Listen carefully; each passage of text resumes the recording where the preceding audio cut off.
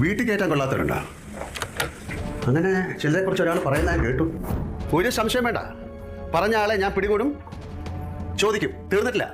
ഒരാൾ മറ്റൊരാളെ കുറിച്ച് ഒരു ആരോപണം മൂന്നാമതൊരാളോട് പറയുന്നു. അയാൾ കേട്ട പാതി കേൾക്കാത്ത പാതി വീട്ടുകാരെ നാട്ടുകാരെ ഒക്കെ അറിയിക്കുന്നു. എന്താ ഇത് ലക്ഷ്മിക്കും മസ്താനിക്കുള്ള ഒരു പണിയാണ് കേട്ടോ. മിക്കവാറും ഇത് ലക്ഷ്മിക്കായിരിക്കും. ലക്ഷ്മി ഇന്ന് ചിലപ്പം ഔട്ട് ആവാനുള്ള ഒരു ചാൻസും ഉണ്ട്. കാരണം പറഞ്ഞിരിക്കുന്നത് അത്രയും വലിയ ആരോപണങ്ങളാണ് പറഞ്ഞിരിക്കുന്നത്. ഫസ്റ്റ് വൺ എന്ന് പറഞ്ഞിട്ടുണ്ടെങ്കിൽ ആദിലിനോട് നൂറനോട് ആ ഒരു ടാസ്കിൽ പറഞ്ഞത് ഈ സാധനങ്ങളൊക്കെ വീട്ടിൽ കയറ്റാൻ പറ്റുമെന്നാണ് ലക്ഷ്മി ചോദിച്ചിട്ടുള്ളത്. പക്ഷെ അപ്പം ആ ഒരു ടൈമിൽ അവർ രണ്ടാളും പ്രതികരിച്ചിട്ടില്ല. പിന്നെ എവിടെയും പ്രതികരിക്കുന്നതായിട്ട് കണ്ടിട്ടില്ല.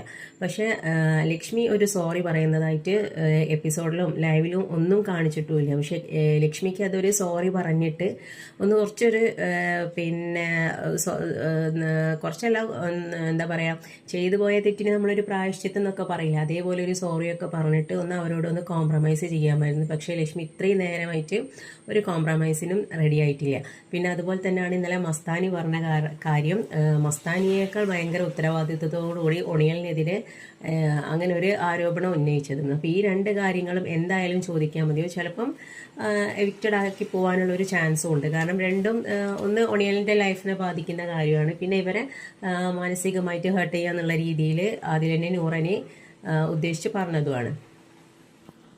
കാരണം ഒരു ബാഡ് വേർഡ് പറഞ്ഞെന്ന് പറഞ്ഞിട്ടാണ് ശരത് അപ്പാനീനെ മസ്താനി എവിക്റ്റഡ് ആക്കിയിട്ടുള്ളത്. അപ്പം എന്തായാലും ഇത് രണ്ടും തീരെ ഒരു നമുക്ക് അംഗീകരിക്കാൻ പറ്റാത്ത രണ്ട് കാര്യങ്ങളാണ് ലക്ഷ്മി പറഞ്ഞിട്ടുള്ളത്. എന്താവുന്നുള്ളത് ഇന്നത്തെ എപ്പിസോഡിൽ കാണാം.